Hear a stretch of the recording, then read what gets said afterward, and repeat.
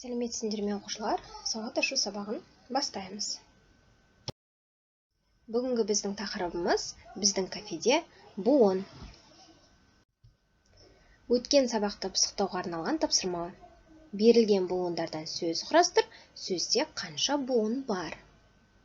Дескриптор бойынша буындардан сөз құрастырып айтады, сөздердің буын санын анықтайды. Оқулықпен жұмыс. Оқулықтағы бірінші жаттығуға назарымызды аударамыз. Берілген сурет бойынша қыздың үстел үстіне қойған көкөністеріне қарап, қандай тамақ дайындағалы тұрғанын айтып көр. Дескриптор бойынша сурет бойынша әңгімелейді, сұрақ-жауапқа қатысады. Дәптермен жұмыс. Үшінші жаттығу.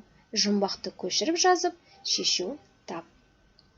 Орам жапырақ қайда өседі? Орам жапырақтың қандай пайдасы бар? Одан қандай тағам түрлерін дайындауға болады?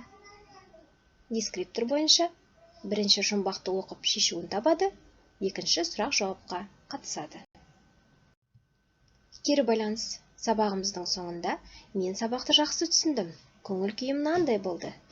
Мен сабақты толық түсінгенім жоқпын. Сабақ маған ұнаған жоқ. Көңіл күймен білдіреміз. Үй тапсырмасы 4-ші жаттығу 27-ші бетте. Сау болыңдар.